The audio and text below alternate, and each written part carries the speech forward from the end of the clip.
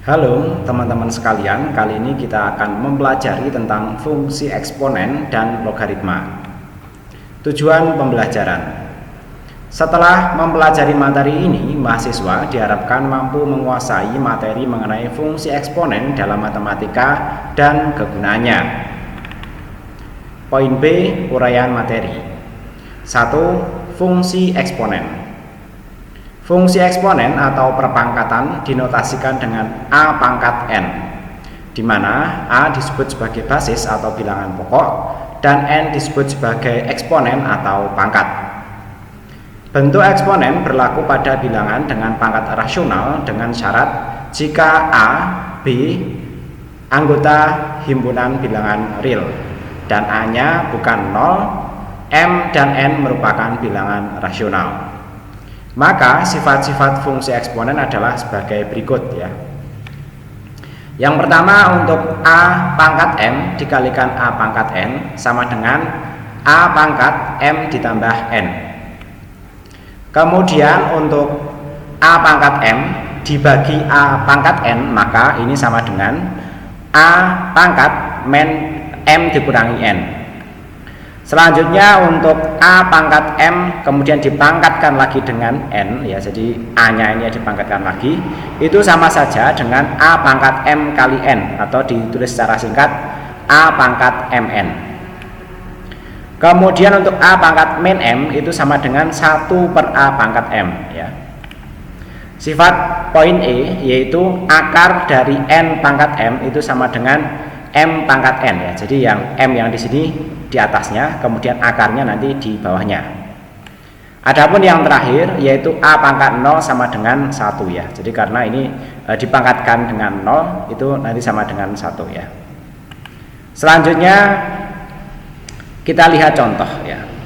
Yang pertama, 3 pangkat 3 dikalikan dengan 3 pangkat 2 itu sama saja dengan 3 pangkat 3 plus 2 sama dengan 3 pangkat 5. Hasilnya berapa? 3 pangkat 5, silakan teman-teman cek ya. Kemudian contoh yang poin B yaitu 3 pangkat 3 dikalikan 3 pangkat 2 itu sama saja dengan 3 pangkat 3 min 2. Harusnya ini 3 pangkat 1, tapi pangkat 1 kan bisa tidak ditulis ya. Kemudian poin C, contoh poin C ya. Akar pangkat 3 10 pangkat 6 sama dengan 10 pangkat 6 per 3 sama dengan ini adalah 10 pangkat 2 ya, sama dengan 100 lah ya. Selanjutnya untuk 2019 pangkat 0 itu sama dengan 1 ya, karena bilangan apapun dipangkatkan dengan 0 itu sama dengan 1 ya. Selanjutnya fungsi eksponen. Fungsi A pangkat X disebut sebagai fungsi eksponen, di mana X adalah variabel bebas dan X disebut sebagai indeks ya. Fungsi Y sama dengan 2 pangkat X ya. Jadi nanti kalau kita periksa menggunakan tabel seperti ini ya. Jika X nya min 3 ya, maka di sini untuk 2 pangkat X nya adalah 0,215 ya. Kemudian ketika X nya min 2, maka 2 pangkat X nya adalah 0,25. Ketika X nya adalah min 1 ya, 1 per X ya kan 1 per 2 ya. Berarti ini 0,5 ya. Kemudian untuk 0, berarti 0 pangkat X sama dengan 1 ya. Bilangan berapapun dipangkatkan dengan 0 yaitu nanti hasilnya 1. Kemudian 1, 2, 2, 4 dan 3, 8 ya. Kemudian untuk fungsi Y sama dengan 10X ya. Nah, ini harusnya 10 ya, bukan 2 ya. Ini saya koreksi, semestinya di sini 10 ya. Oke, kurang lebih nanti seperti ini ya, 10 pangkat X ya. Jadi 10 pangkat min 3 kan berarti 1 per 1000 ya. Berarti sekitar 0,01. 10 pangkat min 2, 1 per 100, 0,01. 1 pangkat min 1, 10 pangkat min 1 sama dengan 1 per 10, sama dengan 0,1. Untuk 10 pangkat 01, 10 pangkat 2 ya itu 100, 10 pangkat 3 1000. Hasilnya nanti kurang lebih seperti ini ya. Nah, kalau digambarkan grafiknya yang 2 pangkat X itu nanti grafiknya seperti ini ya, bentuknya sama ya, tapi nanti dia akan melewati nilai-nilai yang berbeda pada diagram Cartesius ya. Tapi untuk 10 pangkat X nanti bentuknya seperti ini, lebih ke atas ya. Semakin tinggi basis bilangannya nanti dia akan semakin mendekat dengan sumbu X ya. Nah, eksponen dalam persamaan matematika nanti berlaku hal-hal seperti berikut ya. Yang pertama, bahwa A pangkat fungsi X sama dengan 1, maka fungsi X-nya sama dengan 0 dengan syarat A lebih besar dari 0 dan A-nya bukan 1 ya.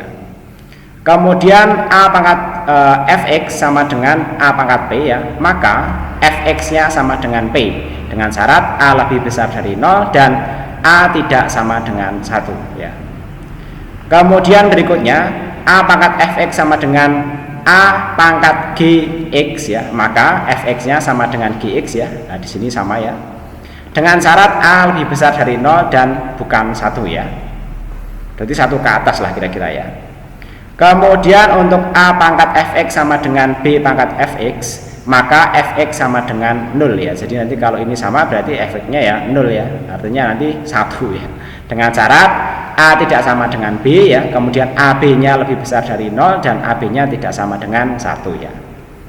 Kemudian untuk A pangkat Fx sama dengan B pangkat Gx, maka log dari A Fx sama dengan log dari B Gx dengan syarat A lebih kecil sama dengan B, AB-nya lebih besar 0 dan AB-nya tidak sama dengan 1 ya, serta Fx tidak sama dengan Gx ya. Nah, untuk logaritma itu seperti apa? Nanti kita bahas di sini ya. Yaitu mengenai logaritma. Logaritma merupakan kebalikan dari eksponen yang sudah kita pelajari tadi, yaitu perpangkatan. Jadi kebalikan dari perpangkatan itu bukan akar pangkat ya, tapi logaritma ini. Atau dapat dikatakan logaritma adalah inverse dari eksponen atau perpangkatan tadi. Rumus dasar dari logaritma dapat ditulis seperti ini ya. Misalnya A log B sama dengan C, maka B-nya ini adalah A pangkat C. Jadi kalau B itu A pangkat C, maka bentuk logaritma adalah A-nya ada di sini ya, basisnya ya. Kemudian B-nya nanti akan ada di sini ya. Kemudian hasilnya adalah C ya. A disebut bilangan pokok atau basis logaritma, di mana A lebih besar dari 0, A tidak sama dengan 1, dan A anggota himpunan bilangan real ya. Sedangkan B ini numerus, yaitu bilangan yang akan dicari logaritma ya, selama B lebih besar dari 0 dan B anggota bilangan real. Kemudian C-nya disebut sebagai logaritma ya. Jadi nanti yang dimaksud C ini sebenarnya ya pangkatnya ini ya. B sama dengan A pangkat C, maka logaritmanya adalah C ini ya. A log B sama dengan C ya. Nah, untuk memahami lebih lanjut mengenai logaritma ini, perhatikan contoh berikut ini. Misalnya 10 pangkat 3 sama dengan 1000. Saat ruas kiri dipertukarkan tempatnya dengan ruas kanan dan sebaliknya, sehingga 1000 sama dengan 10 pangkat 3 ya, ditukar ya. Jadi ini di sini, kemudian ini di sini ya. Karena 1000 sama dengan 10 pangkat 3, maka didapatkan ya. Jadi penulisan logaritmanya adalah ya 10 log 1000 sama dengan 3. Hasil logaritma 10 log 1000 adalah 3 ini ya. 10 log 1000 ya dibaca logaritma dari 1000 dengan bilangan pokok 10 ya. Sehingga ya, bacanya seperti itu ya. Tadi kalau saya sih kadang ya 10 log 1000 begitu ya. Bacanya log 1000 dari 10 gitu ya. Log 1000 dari 10 lah ya. Nanti dapatnya 3 ya. Jadi 1000 itu didapatkan dari berapa ya, dengan bilangan pokoknya itu 10 ya. Sehingga untuk mencari suatu logaritma bilangan positif B dengan bilangan pokok A sama dengan mencari pangkat dari B dalam bilangan pokok A tersebut ya. Jadi nanti 10 pangkat berapa hasilnya 1000, kurang lebih nanti seperti itu ya. Nah, contoh lain dapat dilihat di ini ya, baris-baris berikut ini ya. Yang pertama, 8 sama dengan 2 pangkat 3, maka bentuk logaritma adalah seperti ini ya. Jadi cara bacanya seperti ini ya. Logaritma 1000 dengan bilangan pokok 10 ya. Jadi log 8 dari bilangan pokok 2 ini adalah 3 ya. Kemudian untuk 81 sama dengan 3 pangkat 4, maka log 81 dengan bilangan pokok 3 itu sama dengan 4 ya. Kemudian untuk 16 sama dengan 4 pangkat 2, maka log 16 dengan bilangan pokok 4 adalah 2 ya. Nah, di sini ada catatan ya. Untuk bilangan pokok 10, maka angka 10 dapat tidak dituliskan ya. Jadi nanti kalau teman-teman menjumpai log 10 seperti ini ya, maka yang dimaksud adalah log 100 dari 10 ya, atau log 10 dari 10, hasilnya nanti 1 ya. Jadi nanti ilustrasinya dari sini ya. Log 100 dengan bilangan pokok 10 sama dengan 2 dapat ditulis dengan log 100 sama dengan 2, karena kalau tidak ditulis dianggap nanti bilangan pokoknya adalah 10 ya. Demikian juga nanti dengan log 10 dengan bilangan pokok 10 hasilnya 1, log 1 juta dengan bilangan pokok 10 nantinya hasilnya adalah 6. Kemudian log untuk 0,1 ya dengan bilangan pokok 10 nanti hasilnya adalah min 1 ya. Nah, kemudian kita lihat sifat-sifat logaritma. Yang pertama, log BC ya dengan bilangan pokok A sama dengan ini ya, log B bilangan pokok A plus log C bilangan pokok A ya. Kemudian untuk log B per C dengan pokok A sama dengan ini ya, log B bilangan pokok A dikurangi log C bilangan pokok A. Ini mirip-mirip dengan sifat dari eksponen tadi ya. Selanjutnya adalah untuk kasus log B pangkat M dengan bilangan pokok A pangkat N. Hasilnya nanti sama dengan M ya dikalikan 1 per N ya, dikalikan dengan log B bilangan pokok A.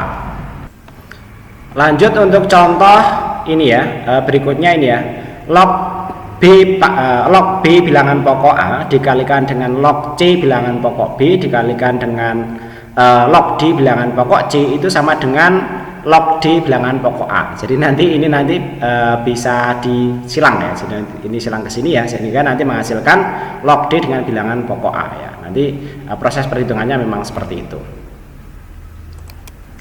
Kemudian berikutnya untuk contoh log B pangkat M itu nanti sama dengan M-nya dikeluarkan di sini ya, dikalikan dengan log B ya. Berikutnya kita masuk ke contoh soal ya. Misalnya log 25 ditambah log 8 ya sama dengan titik-titik hasilnya 3 ya nanti ya. Nah, itu sama saja dengan log 125 dikalikan 8. Itu kan sama dengan log 1000 ya dengan bilangan pokoknya 10, artinya nanti hasilnya akan 3 ya. Kemudian contoh berikutnya ya, log 100 dengan pokok 5 dikurangi dengan log 16 pokok 5 ya. Maka hasilnya berapa ya? Nanti kurang lebih 2 ya. Ini karena pengurangan nanti dibagi dulu ya, 400 dibagi 6 ya, hasilnya nanti kurang lebih 25 ya. Maka 5 pangkat berapa hasilnya 25, hasilnya adalah 2 ini ya. Selanjutnya untuk contoh log 2 pangkat 5 dengan bilangan pokok 8. Nanti maka ya ini kita coba rubah bentuknya dulu ya. 8 itu kan 2 pangkat 3. Jadi nanti karena nanti menyesuaikan dengan sifat-sifat logaritma yang ini ya, yang pangkat dipangkatkan lagi.